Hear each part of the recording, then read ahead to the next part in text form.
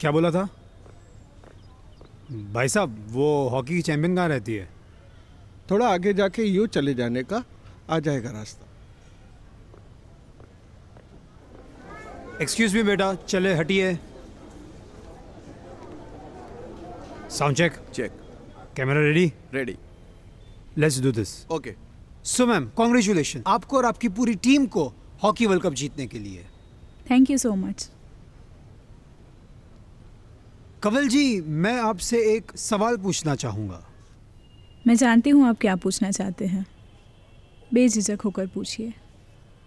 आपके घर का माहौल और ना कोई पॉलिटिकल सपोर्ट, ऊपर से आसपास में अशिक्षित लोग और बुरे आदतों से गिरे हुए लोगों के बीच में रहकर कुछ अचीव करना, सक्सेसफुल होना, I mean how it is even possible, और अगर पॉसिबल है तो कैसे? ये मैं नहीं जानना चाहता, ये मेरे दर्शकों के लिए है जो ये सब जानना चाहेंगे और जो आपके फैंस हैं।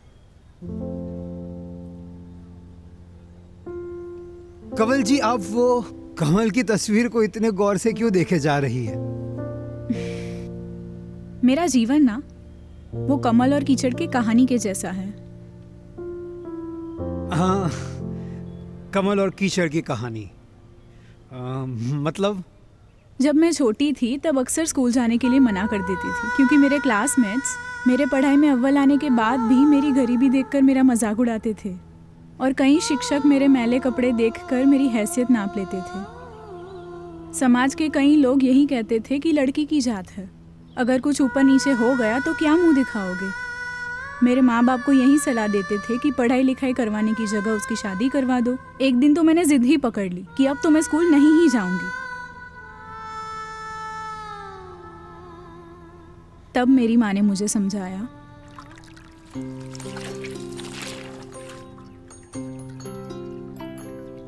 माँ, माँ, माँ, मुझे स्कूल नहीं जाना। फिर से क्या हुआ बेटा? मुझे कुछ भी अच्छा नहीं लगता। वो कमल का फूल दिख रहा है तुम्हें? हाँ माँ, जो कीचड़ में खिला है वो।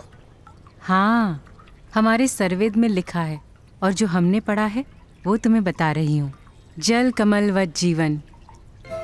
तुम्हें इसी कमल के फूल की तरह कीचड़ में अपनी जड़ें बनानी है और ऊपर उठना है। कमल के फूल ने इस मल गंदगी, कूड़े करकट को किस तरह सुंदर और सुगंधित पुष्प में रूपांतरित किया है। तुझे भी कमल के फूल की तरह बनना होगा और गंदे हालात से अनछुए बाहर निकलकर कमल के फूल की तरह खिलना होगा, समझी? गंदे से गंदे हालात में होने के बावजूद तुझे अपनी खूबसूरती और खुशबू को बरकरार रखने के काबिल बनना होगा। और अगर किसी के पास ऐसी कला है तो वो अपने जीवन दुख के दलदल में बिना डूबे उससे बिल्कुल अछूता ऊपर निकल जाएगा, समझी? हाँ।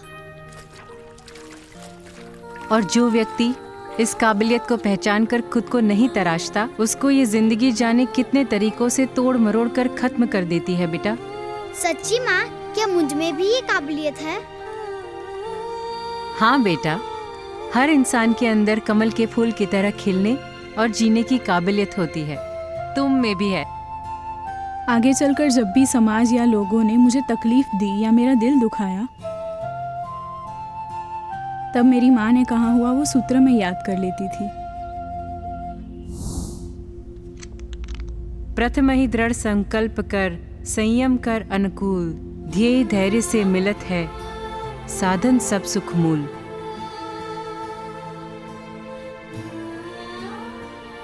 अर्थात पहले दृढ़ संकल्प करके अनुकूल संयम द्वारा धैर्य के साथ पुरुषार्थ करने पर ही लक्ष्य की प्राप्ति होती है, और इसी साधन से प्रसिद्धि का मूल प्राप्त होता है, जैसे कि आज मुझे प्राप्त हुआ है। जय सद्गुरुदेव, जय सर्वेद। क्या बात है।